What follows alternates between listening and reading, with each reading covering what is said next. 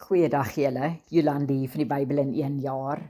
Ons spandeer vandag tyd in Matteus hoofstuk 21 van vers 12 tot 22. En in vandag se lees kyk ons dan spesifiek na 2 gebeure. Die eerste is waar Jesus die tempel gereinig het, soos ons lees in verse 12 tot 17. En die tweede gedeelte is van die verdorde vyeboom, soos ons lees in verse 18 tot 22. In verse 12 en 13 lees ons hoe Jesus die handeldrywery in die tempel amper met geweld stopgesit het, omdat die handelaars in samewerking met die priesters besoekers aan Jerusalem bedrieg het, deur hulle te dwing om goedgekeurde offerdiere teen belaglike hoë pryse aan te koop. En in vers 13 lees ons dat Jesus sê, "My huis moet 'n huis van gebed genoem word." Maar omdat die handelaars in die voorhof van die tempel handel gedryf het, was die enigste plek waartoe die heidene toegang gehad het om te bid, verander in 'n markplein, en boop dit nog 'n oneerlike een ook.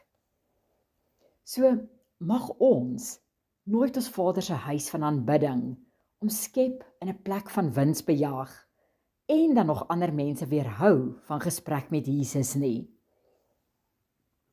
Nadat Jesus dan die voorhof van die tempel gereinig het, gaan hy voort om die werk te doen waartoe sy Vader hom geroep het, soos ons lees in vers 14.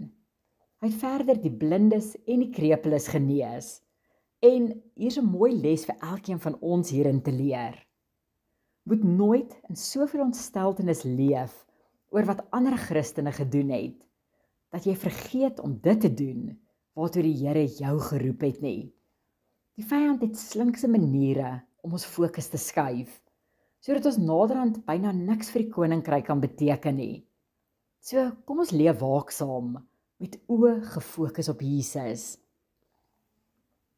In verse 15 tot 17 lees ons van die verontwaardiging van die Joodse leiers, wat eintlik 'n eienaardige reaksie was tot Jesus se goeie werke.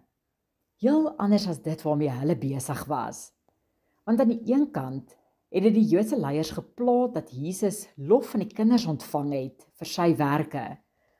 Maar aan die ander kant was daar volgens hulle niks fout daarmee dat hulle geldgierig en oneerlik in die tempel was nie.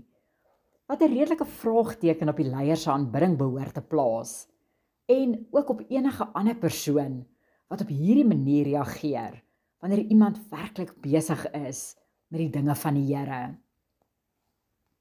Ons lees dan in vers 17 dat Jesus die stad verlaat het en vroeg die volgende môre weer teruggekeer het. Maar met sy terugkeer vind hy 'n vyeboom wat blare aangehad het, maar nie 'n enkele vy nie, wat hy toe besluit het om te vervloek. Die tipe vyeboom wat ons hiervan lees, was nie veronderstel om blare aan te hê sonder vrug nie. Blare was juis die teken dat daar vrug ook moes wees.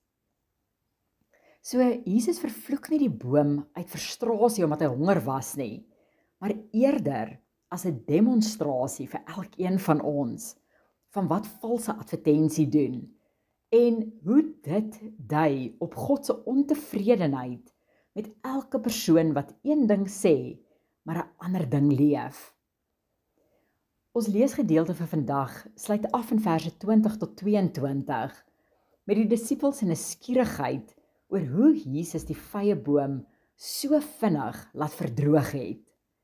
En Jesus gee vir hulle 'n kort, maar kragtige antwoord, dat ons deur geloof, sonder twyfel, berge kan versit. So kom ons elkeen gaan mediteer vandag op hierdie gedagte.